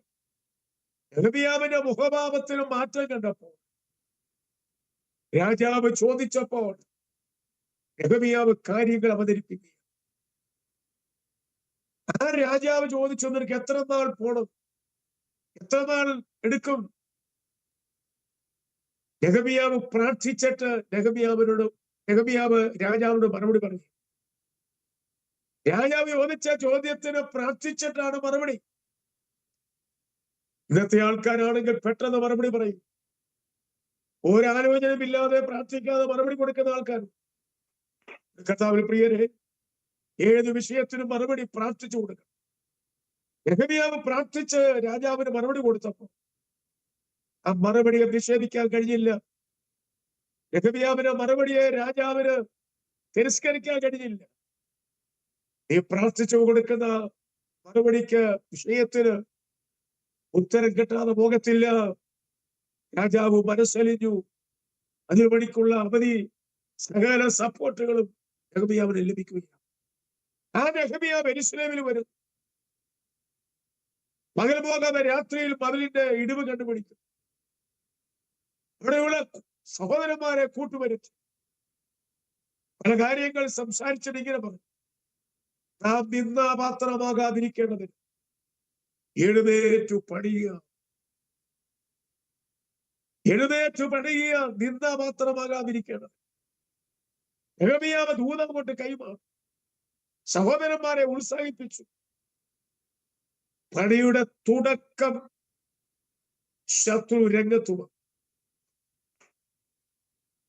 ഇങ്ങനെ പണി നടക്കത്തില്ലെന്നും ഉദ്ധരിക്കപ്പെടത്തില്ലെന്നായിരുന്നു ശത്രു കണക്കൂട്ടിയത്. എന്നാൽ അവിടെ ശത്രുവിന്റെ പദ്ധതി പൊളിയാൻ പോകുക, ശത്രു കണക്കൂട്ടമെല്ലാം തകരാൻ പോകുക. നിന്നെ നോക്കി, നിന്റെ കുഞ്ഞുങ്ങളെ നോക്കി, കുടുംബത്തെ നോക്കി ശത്രു പറഞ്ഞ വാദമുഖങ്ങളൊക്കെ വ്യത്യസ്തമാണ്. അതെല്ലാം പൊളിയാൻ പോകുക. ഇവിടെ മതിൽ പണിയാൻ കൊണ്ട് തുടങ്ങി. സൻബല്ലത്ത്, തോബിയാവ്, മറ്റു ചില ശക്തികളെല്ലാം കളത്തിൽ വന്നു. അവർ കൊണ്ടുവന്ന ഒരു ആക്ഷേപം നമ്മൾ വായിച്ച വാക്യമാണ്, ഒരു കുറുക്കൻ കയറിയാൽ മതിൽ ഉരുണ്ടു വീഴും. ഞാൻ ചോദിക്കട്ടെ, നാളുകൾ ഉപവസിച്ച് പ്രാർത്ഥിച്ച് ഏറ്റുപറഞ്ഞ് യെരൂശലേമിൽ ആരംഭം കുറിച്ച ആ മതിൽ പണി ഏതുമില്ലാത്ത ഒരു കുറുക്കൻ കയറിയാൽ വീഴുന്നതാണോ? സൻബല്ലത്തെ, തോബിയാവേ, ഈ ആക്ഷേപത്തോടെ വില പോകത്തില്ല. ഈ ആലോചന നമ്മുടെ മടക്കത്തില്ല. മനസ്സ് പഠിപ്പിക്കാനും നിരുത്സാഹപ്പെടുത്താനും ഒക്കെ ശത്രു പേശം കിട്ടും. അടുത്ത അടവ് നെഹെമ്യാവോട് പറയുകയാണ്, നമുക്ക് ഇന്ന സ്ഥലത്തേക്ക് ഒരു യോഗം കൊണ്ട് വരണം. മതിൽ പണിയുന്ന ശ്രദ്ധ മാറ്റാൻ വേല മെനക്കെടുത്താനായി ശത്രു കൊണ്ട് നടത്തണം. നെഹമ്യാവ് പറഞ്ഞു, ഞാൻ വേലയിൽ ഉൾപ്പെട്ടിരിക്കുകയാണ്, ഇതിട്ടേച്ച് വരാൻ പറ്റത്തില്ല. ഓർത്തോണം, നീ ശുശ്രൂഷയെ തികഞ്ഞു നിൽക്കുമ്പോൾ, ആത്മീയത്തിൽ വളരെ വിവരോടെ നിൽക്കുമ്പോൾ, ആ ഉത്സാഹവും താല്പര്യവും ഒക്കെ കെടുത്തി കളയാനുള്ള ക്ഷണം വരും. ഇന്നടത്ത് പോകാൻ, ടൂർ പോകാമെന്നൊക്കെ പറഞ്ഞ ആളുകൾ നിന്നെ പ്രേരിപ്പിക്കും. നെഹമ്യാവ് പറഞ്ഞത്, ഞാനൊരു വേലയിൽ ഏർപ്പെട്ടിരിക്കുകയാണ്, ഇത് മെനക്കെട്ടി വരാൻ പറ്റത്തില്ല. നെഹമ്യാവ് ശ്രദ്ധ ചെലുത്തുമെല്ലാം മതിൽ പണിയില്ല. നിന്റെ ഏകാഗ്രതയ്ക്ക് ഭംഗം വരുത്തുന്ന പല പദ്ധതികൾ നടത്താൻ കൊണ്ടുവരും. നിന്നെ എങ്ങനെ ശ്രദ്ധ തിരുത്തണം, ശ്രദ്ധ നേരെ വഴിയിലേക്ക് തിരിച്ചുവിടണം, അതാണ് ശത്രുവിന്റെ അടുത്തൊരു നയം. നെഹമ്യാവ് അത് വഴങ്ങി. അടുത്ത ശത്രുവിന്റെ ആക്ഷേപം. നെഹമ്യാവ് പറഞ്ഞു, നിന്നെ കൊല്ലും, മതഭീഷണി വന്നു. ഇത് കേട്ട നെഹമ്യാവ് കേച്ചു ഓടിപ്പോകും, മതിൽ പണി നടക്കാതെ വരും. നെഹമ്യാവ് പറഞ്ഞത്, എന്നെ പോലെ ഒരുത്തൻ ഓടിപ്പോകുമോ? ഞാനിവിടെ വന്നത് കമ്മിറ്റിക്കാരുടെ പ്രേരണയാലല്ല, പ്രസ്പിറ്ററി പറഞ്ഞിട്ടല്ല ഞാനിവിടെ വന്നത്, ഒരു നേതാവിന്റെയും പ്രേരണയല്ല, സ്വർഗത്തിലെ ദൈവം എന്നെ ഇവിടെ അയച്ചതാണ്. ദൈവത്തിലെ നീ സൗദി അറേബ്യയിലായിരിക്കുന്നു, വേറെ രാജ്യത്തായിരിക്കുന്നു, നീ എവിടെ ആയിരിക്കുന്നതെല്ലാം ദൈവത്താലാന്നുള്ള കാര്യം മറക്കരുത്. നെഹമ്യാവ് നല്ല ബോധ്യമുണ്ട്, ഞാനെല്ലാം ഇവിടെ പണിയുന്നത് പ്രസ്തുത സ്വർഗത്തിലെ ദൈവം. എന്റെ കഴിവിന്റെ ശ്രമത്താൽ ഇവിടെ വന്നതല്ല, എന്റെ ഇവിടെ ദൈവം എത്തിച്ചതാണ്. നിനക്ക് ലഭിച്ച ജോലി, ലഭിച്ച പ്രമോഷൻ, ലഭിച്ച ഉയർച്ച എല്ലാം ദൈവത്താൽ ലഭിച്ചതാണ്. നെഹമ്യാവ് ഇതിലൊന്നും പതറിയില്ല, വാടിയില്ല. അടുത്ത ആക്ഷേപം, ഒരു കള്ളി പ്രവാചിയെ കൊണ്ടുവന്നു. നെഹമ്യാവിനെ പ്രവചിക്കാൻ തുടങ്ങി, അതും വിലപ്പോയില്ല. നോക്കിയേ, ഏതെല്ലാം തന്ത്രങ്ങളാണ് നിരത്തിയത്, ഏതെല്ലാം പരിപാടിയാണ് ശത്രു അവിടെ ഉദിക്കിയത്. അതൊന്നും അവിടെ നടന്നില്ല, അത് വിജയിച്ചില്ല. കാരണം ഇതിന്റെ ഉത്തരവാദി സ്വർഗമാണ്. ഈ മതിൽപണിയുടെ പിമ്പിലെ കരം ദൈവത്തിന്റെ കരമാണ്. നിന്റെ വിഷയത്തിൽ ദൈവത്തിന്റെ കരമുണ്ടെങ്കിൽ, ദൈവത്തിന്റെ കരം അനുകൂലമാണെങ്കിൽ, ദൈവത്തിന്റെ സപ്പോർട്ട് നിനക്കുണ്ടെങ്കിൽ, ഇപ്പോൾ ഉയർന്നു വന്ന ഒരു പ്രതികൂലവും നിനക്ക് ബാധകമല്ല. ദൈവം അനുകൂലമെങ്കിൽ പ്രതികൂലമാര്, ദൈവം അനുകൂലമെങ്കിൽ പ്രതികൂലമാര്. ആരൊക്കെ നിനക്ക് പ്രതികൂലമായി വന്നേക്കാം, കൂടെ ആരാധിച്ചത് പോലും, ഒരു പാത്രത്തിൽ കഴിച്ചത് പോലും നിനക്ക് പ്രതികൂലമായി നിൽക്കും. നിന്റെ മുഖത്തെ എളിവാരി അറിയും, നിന്നെ കരുതേൽപ്പിക്കും, ആക്ഷേപം പറയും, നിന്നെ ശുശ്രൂഷ ഇഷ്ടപ്പെടാതെ വരും, ഈ പ്രാർത്ഥിച്ചാൽ ആദ്യം പറയാതെ വരും, ശുശ്രൂഷയെ വിമർശിക്കും. ഇതൊക്കെ ലോകത്ത് നടക്കുന്ന കാര്യങ്ങളാണ്. ഇതൊന്നും കണ്ട് നീ ഭാരപ്പെടേണ്ട. ഇവിടെ മതിൽ പണി എവിടെ വരെ എത്തി വായിച്ചാട്ടെ. നെഹമ്യാവിന്റെ പുസ്തകം 6-ാം അധ്യായം 15-ാം വാക്യം. നെഹമ്യാവ് 6:15. ഇങ്ങനെ മതിൽ 52 ദിവസം പണിത് ഏലൂൽ മാസം 25-ാം തീയതി തീർത്തു. ഞങ്ങളുടെ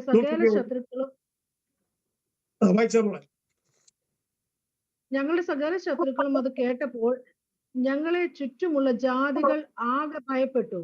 അവർ തങ്ങൾക്ക് തന്നെ സമയം ലഭിക്കാൻ വേണ്ടി 52 ദിവസം കൊണ്ട്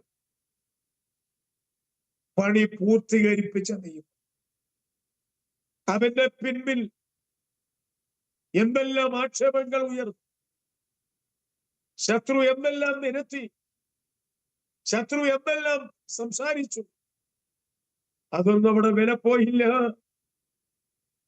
ദൈവത്തിന്റെ സഹായം ഉണ്ടെങ്കിൽ, ദൈവത്തിന്റെ കൈ അനുകൂലമാണെങ്കിൽ, ഏറ്റെടുത്ത ഉത്തരവാദിത്തം ദൈവം പൂർത്തീകരിക്കും. ആ ദൈവ ദൂതന് മുമ്പിൽ നമുക്ക് ഏൽപ്പിക്കാം. 3-ാമത്തെ വിഷയം 1 ശമൂവേൽ 17:43.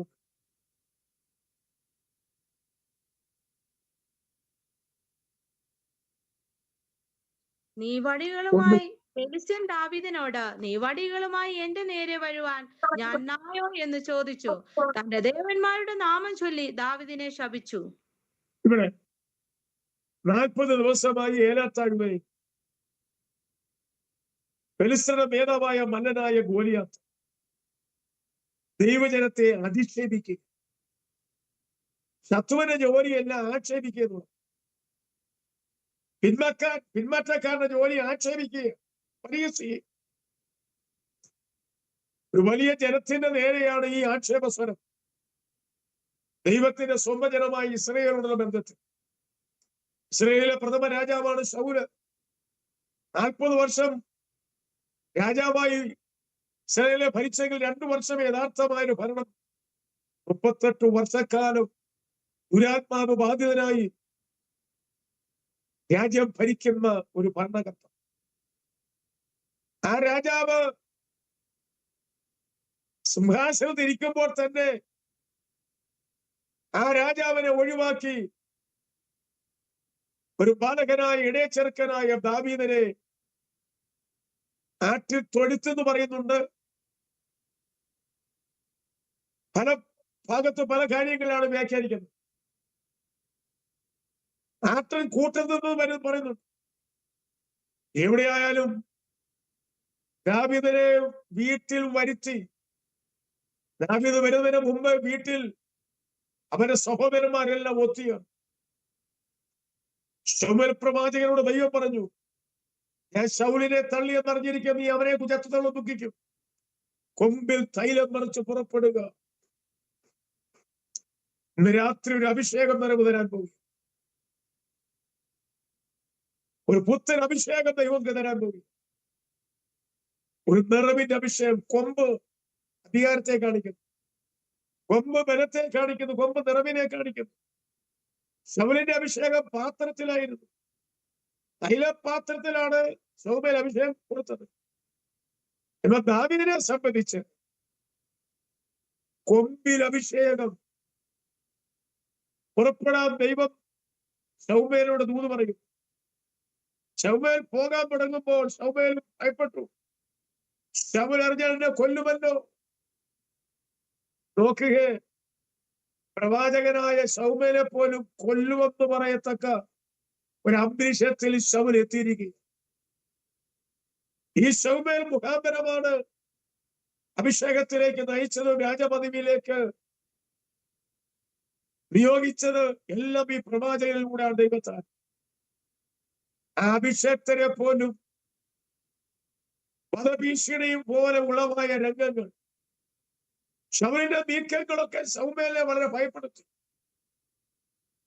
ഓർത്തോണം, പിശാച് കയറിയാൽ എവിടെ വരെ എത്തുമെന്നുള്ളത് ആർക്കും പറയാൻ പറ്റത്തില്ല. ആ സഹോദരന്മാരുടെ നടുവിൽ ഏട്ടന്മാരെ മറികടന്ന് ദാവീദിന്റെ തലമേൽ അഭിഷേകം ഒഴിച്ചവരെ വേർതിരിച്ചു. ദാവീദിനെ അഭിഷേകത്തിന് മുമ്പ് ഈശായിയോട് പ്രവാചകൻ ചോദിച്ച ചോദ്യം, നിന്റെ പുത്രന്മാർ എല്ലാവരുമായോ?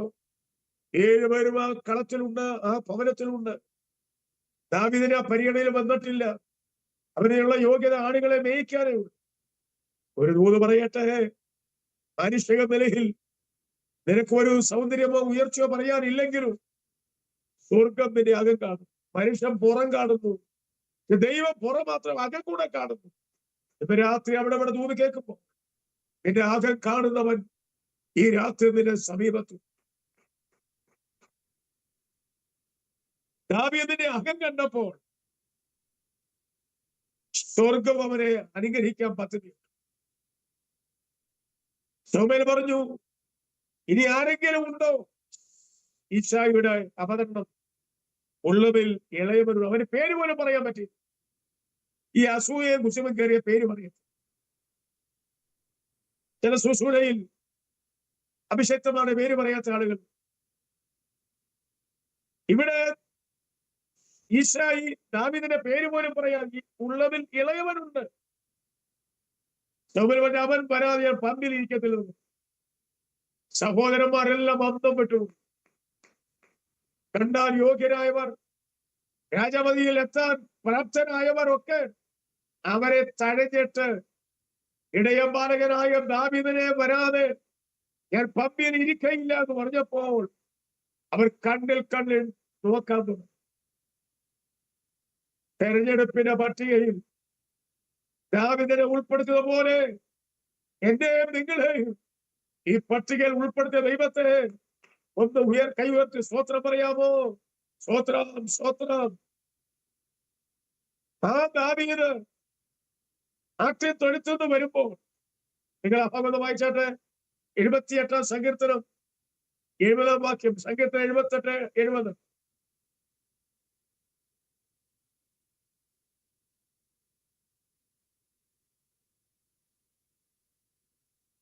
സങ്കീർത്തനം 78-70. അവൻ തന്റെ ദാസനായ ദാവീദിനെ തിരഞ്ഞെടുത്തു, ആട്ടിൻ തൊഴുത്തുകളിൽ നിന്ന് അവനെ വരുത്തി. അപ്പൊ മതി, ആട്ടിൻ തൊഴുത്തെന്നാണ് വരുത്തിയത്. വേറൊരു ഭാഗത്ത് ആട്ടിൻ കൂട്ടത്തിൽ നിന്ന് വരുത്തിയെന്നായിരുന്നു. ഏതായാലും ദാവീദിനെ വരുത്തിയപ്പോ 3 യോഗ്യത ദാവീദിൽ കാണാം. എന്താണ് ദാവീദിന്റെ യോഗ്യത? 1 ശമൂവേലിന്റെ പുസ്തകം 16-ാം അധ്യായം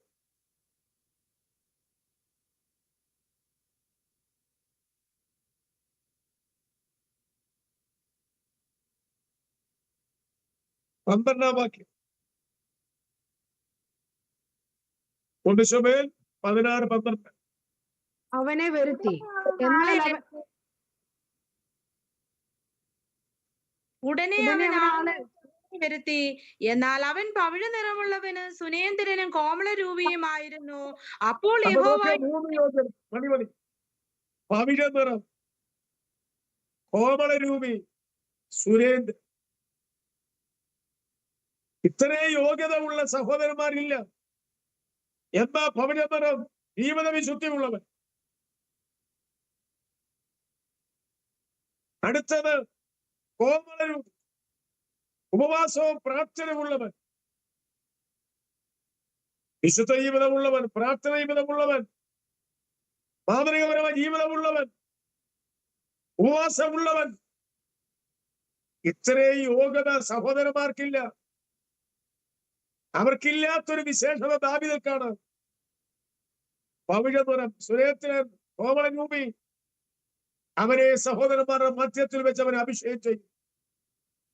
ആ ദാവീദിനെ കൊട്ടാരത്തിൽ എത്തിച്ചേരാൻ എത്രയോ നാളുകൾ കാത്തിരുന്നു.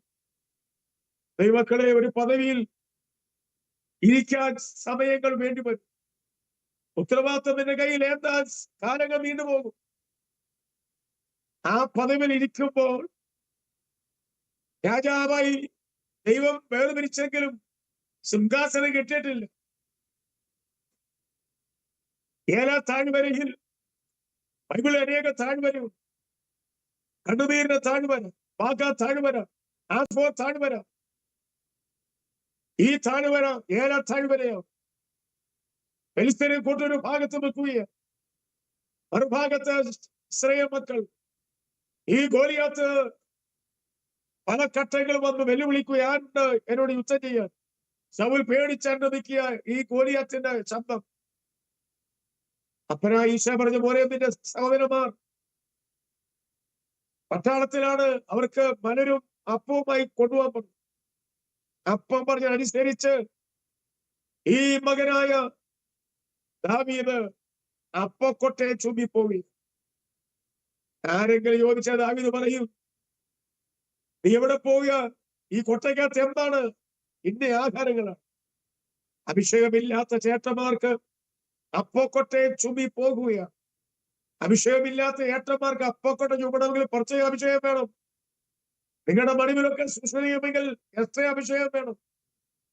ദാവീദ് ഒപ്പക്കൊട്ടയെ ചുമ്മി ചെല്ലുമ്പോൾ ദാവീദിന്റെ കാതിൽ കേട്ട ഒരു ശബ്ദം, ഇസ്രായേൽ മക്കളെ അനാക്ഷേപിക്കുന്ന ശബ്ദം, ആരുണ്ടെന്ന് വെല്ലുവിളിക്കുന്ന ശബ്ദം. അഭിഷക്തനായ ദാവീദിന്റെ ഹൃദയത്തെ അത് പതിച്ചു. അവൻ ആ വെല്ലുവിളി നേരിട്ടു. ആ വെല്ലുവിളി അവർ സ്വീകരിച്ചു. ദാവീദ് പെട്ടെന്ന് പറഞ്ഞു, ഈ അഗ്രമിയായ ഫെലിസ്ത്യ മല്ലനെ കൊന്ന് ഇസ്രായേലിന്റെ നിന്ദയെ നീക്കിത്തരാം. ഇത് കേട്ട ഉടനെ സഹോദരന്മാർ ഒത്തുചേർന്ന്, നാട്ടുഭാഷ പറഞ്ഞ ദാവീദിനെ വളഞ്ഞെന്ന് വേണം പറയാൻ, അവരങ്ങോട്ട് കാര്യങ്ങൾ അഴിച്ചുവിടാൻ തുടങ്ങി. അവർ ചോദിച്ചു, നീ ഇവിടെ എന്തിനാ വന്നത്? ദാവീദ് സ്വയം വന്നതാണോ? അപ്പവുമായി അയച്ചതല്ലേ? അടുത്തത് ആ കുറെ ആണുള്ളത് ആരുടെ മക്കൾ വിട്ടേച്ച് പോകുന്നു? യുദ്ധം ചെയ്യാൻ ഇറങ്ങിയവർ 4-3 ആടിന്റെ കാര്യമാണ്. ലോകത്തിൽ വന്നിട്ട് ഇവിടുത്തെ കാര്യങ്ങൾ ചിന്തിച്ചോണ്ടിരിക്കും. ഈ ധൂമ് കേൾക്കുമ്പോൾ തന്നെ പലരും അമേരിക്കയിൽ പോയിട്ടുണ്ട്. നാട്ടിലെ പല കാര്യങ്ങൾ ഇപ്പൊ ചിന്തിച്ചുകൊണ്ടിരിക്കും. സഭാകളിൽ ചെന്നാൽ ആരാധനയുടെ 3/4 സമയം വീട്ടിലെ കാര്യങ്ങൾ ചിന്തിച്ചിരിക്കും. ഒരു 10 മിനിറ്റൊക്കെ ശരിക്കും ആരാധിക്കും. പിന്നെ അടുത്ത കറി ചൂടാക്കുന്നതും അടുത്ത ഭക്ഷണത്തിന്റെ കാര്യങ്ങളും അവിടെ അടുത്ത ആഴ്ച എവിടെയൊക്കെ പോകണം, ഇതൊക്കെ പ്രോഗ്രാം തയ്യാറാക്കുന്ന ആളുകൾ സഭാകളിൽ കണ്ടിട്ടുണ്ട്. ഇരിപ്പുമാവും പറയാൻ ദൂതമായിട്ട് ചേർന്ന് ധ്യാനിച്ച് സ്തോത്രം പറഞ്ഞിരിക്കുന്ന മുഖവും അല്ലാത്തവരുടെ മുഖവും കാണുമ്പോൾ വ്യക്തമായി തെളിയും. ഇവിടെ ചേട്ടന്മാര് ചോദിക്കുക, ആരുടെ മക്കൾ അത് ഇട്ടേച്ചു പോകുന്നു? നിന്റെ അഹങ്കാരവും നിങ്ങളവും ദാവീദ് എന്തോ അഹങ്കരിച്ചു, ദാവീദ് എന്തോ നിഗളിച്ചു. ഒടുവിൽ പറഞ്ഞവർ നിർത്തി, നീ പട കാണാനല്ലയോ വന്നത്? സഹോദരന്മാരുടെ നോട്ടത്തിൽ ഇവര് പട കാണാനേ യോഗ്യതയുള്ളൂ. പക്ഷെ ദാവീദിന് പറയാൻ കഴിയും, പട കാണാനല്ല, പട വെട്ടാനാ വന്നത്. മുഖം നോക്കി പലതും പറഞ്ഞേക്കാം. നിന്റെ ശരീരഘടന നോക്കി, നിന്റെ കളറ് നോക്കി, നിന്റെ പലതും നോക്കി പലതും വ്യാഖ്യാനിച്ചേക്കാം. പക്ഷേ അവർക്ക് കാണാത്തൊരു അഭിഷേകം നിന്റെ അകത്ത് കിടപ്പും. നിന്റെ തലയിൽ അഭിഷേകം വീണിട്ടുണ്ട്. ദാവീദ് പറഞ്ഞ ആ വാക്ക് ഒരു മനുഷ്യ വാക്കല്ല. ആ വാക്ക് ദാവീദിന്റെ അരമ്പരയിൽ മിന്നല് പോലെ. ഈ കൃപയിൽ ആശ്രയിച്ചൊരു വാക്ക് പറഞ്ഞാൽ എത്തേണ്ടത് എത്തും. അത് ഉറപ്പായി പറയും. പെട്ടെന്ന് ആളയിച്ചു ദാവീദിനെ ഭരിച്ചു. ദാവീദ് അരമ്പരയോട് അടുക്കാനായപ്പോൾ ശൗൽ നോക്കിയ ഒരു ബാലകൻ. ശൗൽ എടുത്താൽ പോയപ്പോ, നീ ഒരു ബാലകനാണ്, നിനക്ക് എങ്ങനെ സാധിക്കും? അവരോ ബാല്യം മുതൽ യോദ്ധാക്കളാണ്. നോക്കണമേ, ദാവീദിനെ പഠിപ്പിക്കും. ഒന്നാമത് പഠിപ്പിച്ച ജ്യേഷ്ഠന്മാര്, രണ്ടാമത് പഠിപ്പിക്കുന്നത് ശൗലാ പഠിപ്പിക്കുന്നത്. നമ്മളെ പഠിപ്പിക്കുന്ന പലരുണ്ട്. ഉപദേശമാരെ പഠിപ്പിക്കും, വിശ്വാസികളെ പഠിപ്പിക്കും, നേതാക്കന്മാരെ പഠിപ്പിക്കും. ദാവീദിനെ പഠിപ്പിക്കുന്നത് ശൗലാണ്. നിനക്കത് കഴിവില്ല, പ്രാപ്തിയില്ല. പക്ഷെ അനുഭവമുള്ള ദാവീദ് പറഞ്ഞു, കരടിയെയും സിംഹത്തെയും കൈകാര്യം ചെയ്ത കാര്യം. സിംഹത്തെ ആർക്കെങ്കിലും കൊല്ലാൻ പറ്റുമോ?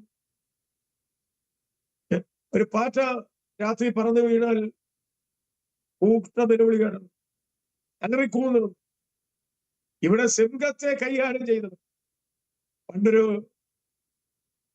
ബസ് ഡിപ്പോ വനത്തോട് ചേർന്ന് ഗവൺമെന്റ് സ്ഥാപിച്ചു കൊടുത്തു. കാരണം അവിടുന്ന് ധാരാളം ആളുകൾ, തൊഴിലാളികൾക്ക് ബസ് ലഭിക്കാനുള്ള സൗകര്യാർത്ഥം അങ്ങൊരു ബസ് ഡിപ്പോ ക്യാരി ചെയ്യണം.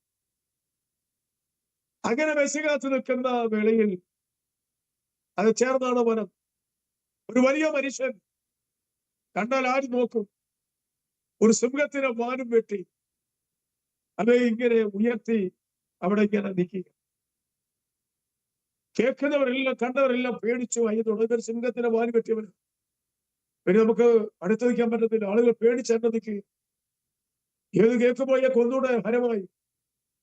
ആരോ ഒരാൾ വന്ന് പറഞ്ഞു, ഇയാള് ചത്ത സിംഹത്തിന്റെ വാലും വെട്ടി ഇങ്ങനെ കറക്കുകയാണ്. ദൈവക്കളി ചത്ത സിംഹത്തിന്റെ വാലും വെട്ടാൻ ആർക്കെങ്കിലും ബുദ്ധിമുട്ടുണ്ട്? ഇവിടെ ജീവുള്ള സിംഹത്തിന് നേരെയാണ് ദാവീദിന്റെ ഏറ്റുമുട്ടൽ. കരടിയെ സിംഹത്തെ കൊന്നവൻ ഈ മല്ലിനെ കൊന്നു. ഇത് കേട്ടപ്പോൾ ശൗൽ അന്തം വിട്ടു. പഠിപ്പിച്ച ശൗല്, ദാവീദിന്റെ സാക്ഷ്യം അനുഭവം ഉണ്ടെങ്കിൽ ഇതിനെ ആർക്കും കൊച്ചാക്കാൻ പറ്റത്തില്ല. ഇനി പെന്തിക്കോസിലെ അനുഭവമുള്ളവര് വളരെ കുറവാണ്. ഇതെല്ലാം അഭിനയിക്കുക, കോപ്പി, അനുകരണമാണ്. കോപ്പിയുടെ ശുശ്രൂഷയും പ്രസംഗം ഒരിക്കലും ശാശ്വതമല്ല, വിജയിക്കത്തില്ല. ഇവിടെ ദാവീദ് അനുഭവത്തിലൂടെയാണ്. പെട്ടെന്ന് ശൗല് മാനുഷിക ബുദ്ധിയിൽ ശൗലിന്റെ കോട്ടും മറ്റെല്ലാം ദാവീദിനെ ധരിപ്പിക്കുക. ആ ശൗലിന്റെ ദുരാത്മാവ് കയറിയവന്റെ കോട്ട് ഇട്ടപ്പോൾ ദാവീദിന്റെ ശരീരം ചൊറിയാൻ പറഞ്ഞു. ദുരാത്മാവ് കയറിയവന്റെ ഇട്ട ചൊറിയും. ആ ചൊറിച്ചിൽ പെട്ടെന്ന് നീങ്ങുന്നത്. ശൗലിന്റെ പടച്ചട്ട, ചെരുപ്പ്, വാള് എല്ലാം കൂടെ അതെ അണിയിച്ചു. ദാവീദിന്റെ തോള് ചാഞ്ഞുപോയി. എല്ലാവരെക്കാൾ തോൾ മുതൽ ഒക്കെ ഉള്ളവനാണ് ശൗല്. അപ്പോ തന്നെ ദുരാത്മാവ് ബാധിതനുമാണ്. ആ മനുഷ്യന്റെ കോട്ട് ദാവീദിനെ അണിയിച്ചപ്പോൾ അവന് അനങ്ങാൻ വയ്യ. മനുഷ്യന്റെ അനുഭവമൊന്നും നിനക്ക് ശുഭമാകത്തില്ല. മനുഷ്യൻ കെട്ടിവെക്കുന്നവർക്ക് പര്യാപ്തമല്ല, അത് നിനക്ക് നാശമായി തീരും. ആത്മാവ് പറഞ്ഞു, മോനെ, ഇതുകൊണ്ട് യുദ്ധത്തിന് പര്യാപ്തമല്ല, ഇത് പോകരുത്. ആത്മാവ് വിലക്കി. നീ ആത്മാവുള്ളവനാണെങ്കിൽ ശത്രുവിനെ കണിയിച്ചെന്ന് കുടുക്കിച്ചെന്ന് വീഴാൻ ദൈവം അനുവദിക്കത്തില്ല. എത്രയോ പ്രാവശ്യം ചില ചവിയിൽ വീണതായി ആത്മാവ് ഇതിനെ വിലക്കി. ഇവിടെ ദാവീദിനെ വിലക്കി ഓരോന്നും അടിക്കാൻ തുടങ്ങി. ശമൂല് ചോദിച്ചാണ്, യുദ്ധത്തിന് വാണ് വേണ്ടേ? ആത്മാ പറഞ്ഞു, യുദ്ധം എന്നതല്ല, യുദ്ധം ദൈവത്തിൻ്റെതാണ്. ദൈവത്തിന്റെ വൈദ്യരെ, യുദ്ധം ദൈവത്തിൻ്റെതാണ്. നീ മുട്ടുമടക്കിയാൽ മാത്രമേ. ശമലവിടുന്ന് നോക്കി നിൽക്കുമ്പോഴാണ് ദാവീദ് ഓടുന്നത്. ശമൂല് വിചാരിച്ചവൻ പേടിത്തൊമ്പൻ വീട്ടിൽ പോയിരിക്കുകയാണ്. കാട്ടിലായിരിക്കും. കാട്ടിലുമല്ല, വീട്ടിലുമല്ല, തോട്ടിൽ 5 കല്ലുമായി ശമൂലിന്റെ അടുക്കലേക്കല്ല വന്നത്, ഗോലിയാത്തിന്റെ അടുക്കലേക്ക്. ഗോലിയാത്തിനെ ആദ്യമായിട്ട് കാണുക. അവനെ ആ വരവ് കണ്ടപ്പോഴേ ഗോലിയാത്ത് അവന്റെ ദേവന്മാരുടെ നാമം ചൊല്ലി ശപിക്കുന്നു, രാകുന്നു.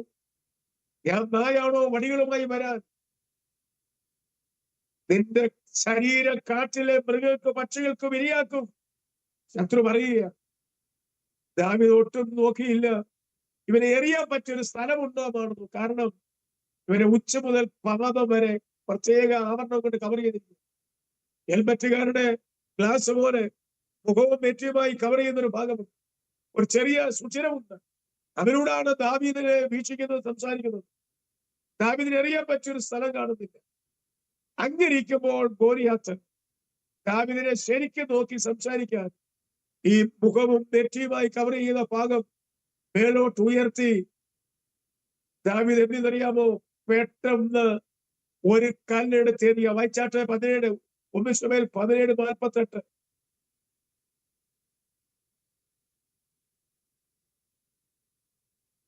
പിന്നെ ഫെലിസ്ത്യൻ ദാവീദിനോട് എതിർപ്പാൻ നേരിട്ട് അടുത്തപ്പോൾ ദാവീദ് ബന്ധപ്പെട്ട് ഫെലിസ്ത്യനോട് എതിർപ്പാൻ അണിക്ക് നേരെ ഓടി. വായിച്ചാട്ടെ. ദാവീദ് സഞ്ചിയിൽ കൈയിട്ടൊരു കല്ലെടുത്ത് കവണിയിൽ വെച്ച് വീശി ഫെലിസ്ത്യന്റെ നെറ്റിക്കെറിഞ്ഞു. കല്ല് അവന്റെ നെറ്റിയിൽ കൊണ്ട് പതിഞ്ഞു. അവൻ കവിണ്ണു വീണു. 40 ദിവസം വെല്ലുവിളിച്ച ഗോലിയാത്ത് ദാവീദ് ഒറ്റ കല്ല്, ഒരു കല്ലെടുത്ത്. നമ്മളായിരുന്നെങ്കിലോ 5 എടുത്ത് ഏതെങ്കിലും ഒന്നെങ്കിലും കൊള്ളും. 5 10 എറിഞ്ഞാലും കൊള്ളത്തില്ല. കൃപയില്ലാത്ത നീ എറിഞ്ഞാൽ ഇവിടെ കൊള്ളാൻ, ജീവിതം ശുദ്ധിയില്ലാത്ത നീ എറിഞ്ഞാൽ ഇവിടെ ഫലിക്കാന്. ദാവീദ് ഒറ്റ കല്ല് എടുത്തുള്ളൂ. ആ ഏറിൽ പിടിയുണ്ട പായുന്ന പോലെ അതേക്കാൾ വീടിൽ ആ ഏറിൽ കവിണ് വീഴേണ്ട ഗോലിയാത്ത്, അതാ മലന്ന് വീഴേണ്ട ഗോലിയാത്ത് കവിണ് വീണു. എങ്ങനെ ശത്രു വീണെന്നുള്ള ദൈവത്തിനറിയാം. ഈ ദിവസങ്ങളിൽ ഈ പ്രാർത്ഥിച്ചോ, ശത്രുവിനെ കാൽച്ചോടിൽ വീഴാൻ പോവുകയാണ്. ഗോലിയാത്തിനെ വാളുകൊണ്ട് അവനെ തലവെട്ടി. വാളും തലയുമായി ഇതാ വരുമ്പോൾ ശമൂല് ചോദ്യം, ആരുടെ മകൻ? പിന്നെ പേരെന്ന് ഞാൻ ചോദിക്കട്ടെ. നാടുകൾ പേടി സ്വപ്നമായി നിന്ന ഗോലിയാത്തിന്റെ തലയും വാളുമായി വരുമ്പോൾ അവന് നാളെന്നാണ് ചോദിക്കുകയാണ്. നമ്മുടെ പെന്തിക്കോസ്തുകാരുടെ സഭയിൽ സഭായത്തിനന്തരം കർത്തൃമേശയുണ്ട്, അല്ലെങ്കിൽ സമയത്തിന്റെ ആദിയായിരിക്കും. ഈ കർത്തൃമേശ ഭക്ഷിച്ചിട്ട് എല്ലാവർക്കും ചുംബനമുണ്ട്. ചുംബനം ചെയ്യാൻ പോകുമ്പോൾ നാട്ടുവിശേഷം ചോദിച്ചോണ്ടിരുന്നത്, എടീ നാട്ടിൽ നിന്ന് അപ്പനമ്മയെ വിളിക്കുന്നുണ്ടോ? അമേരിക്കന്നവര് വിളിക്കുന്നുണ്ടോ? ഇവര് വിളിക്കുന്നുണ്ടോ? നാട്ടുവിശേഷം ഇന്ന് കമ്മിറ്റി ഉണ്ടോ? വിശുദ്ധ ചുംബനം ചെയ്യാൻ ചെല്ലുമ്പോൾ ചെവി തമ്മിൽ മുട്ടിക്കുക. എനിക്ക് ഒത്തിരി ഭാഷമാരുടെ ചെവിയുടെ അനുഗ്രഹം കിട്ടും. ചെവി മാത്രം മുട്ടി. യഥാർത്ഥ ആത്മീയ ചുംബനം ചെയ്യാതെ ചെവി മുട്ടിച്ചിട്ട് പോകുക. അപ്പോഴാണ് നാട്ടുവിശേഷം. നീ എന്ത് ഭക്ഷിച്ചിട്ടാണ് നീ ചുംബനം ചെയ്യാൻ പോകുന്നത്? ചപ്പാത്തി തിന്ന പോലെ തിന്നിട്ട് പോകുക. ഒരു ഗുണമില്ലാതെ പിടി വലിക്കുന്നവരും മൂക്കുപൊടി അടിക്കുന്നവരും തമ്പക്കുന്നവരും ഭാര്യയെ തല്ലിവരും ഭർത്താവിനെ തല്ലിവരും ഒക്കെ ഗുണമില്ലാത്ത ഒക്കെ പോയി കർത്തുവേഷം മുറിക്കുക. എല്ലാം ശാപമായി മാറി. ഞാൻ ഭാഗം അവസാനിപ്പിക്കട്ടെ. ആ ശൗല് ദാവീദിന്റെ പേരും നാളും ചോദിക്കുക. ഈ സമയത്ത് സൗദിമാർ ഒറ്റ പാട്ട്, ശൗലായിരത്തെ കൊന്നു ദാവീദോ 10,000. പാട്ട് കേട്ടപ്പോഴേ ശൗല് അരിശം കൊണ്ടു ആ ദാവീദിനെ കൊല്ലാൻ എത്രയോ പ്രാവശ്യം കൂടി. ഞാൻ ആ ഭാഗം അവസാനിപ്പിക്കേണ്ട സമയം പോയതുകൊണ്ട് ശത്രുവിന്റെ ആക്ഷേപം വിജയിച്ചു. 41 സങ്കീർത്തനത്തിലെ 8-ാം വാക്യം മാത്രം വായിച്ച് അവസാനിപ്പിക്കാം. വായിച്ചാട്ട് സങ്കീർത്തനം 41. ഒരു ദുർവ്യാധി അവനെ പിടിച്ചിരിക്കുന്നു, അവൻ കിടപ്പിലായി, ഇനി അവൻ എഴുന്നേൽക്കുകയില്ല എന്ന് അവർ പറയുന്നു. ശത്രു പറഞ്ഞ ആക്ഷേപം 5-ാം വാക്യം ഒന്ന് വായിച്ചാൽ നല്ലത്. അവൻ എപ്പോൾ മരിച്ച് അവന്റെ പേർ നശിക്കുമെന്ന് എന്റെ ശത്രുക്കൾ എന്നെ കുറിച്ച് ദോഷം പറയുന്നു. നോക്കിയ ശത്രു പറയാ അവിടെ എപ്പോഴാണ് മരിക്കാൻ ലേറ്റായി. എന്നെ കാണാൻ വന്നവർ പലതും വ്യാഖ്യാനിച്ചു, ഇനി എഴുന്നേക്കത്തില്ല, മരിച്ചു പോകും. ശത്രു പറഞ്ഞെടുത്ത് ദൈവം നിനക്ക് ആയുസ്. 118-ാം സങ്കീർത്തനത്തിന്റെ 17-ാം വാക്യോട് വായിച്ച് അവസാനിപ്പിക്കാം. 118-17.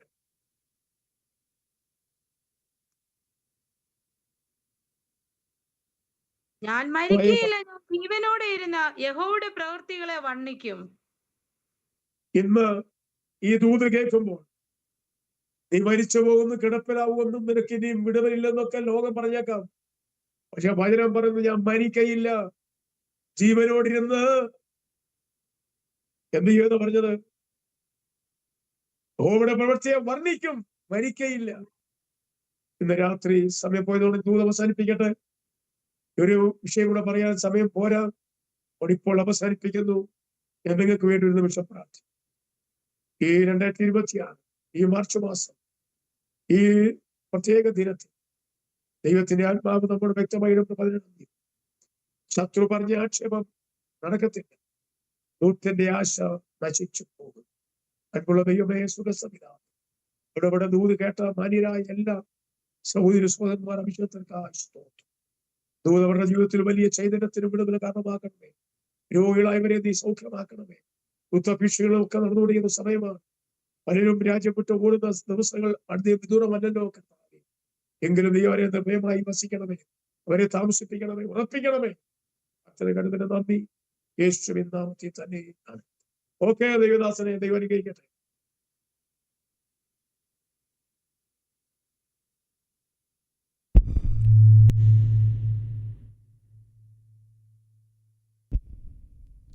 അതിന് മാത്രം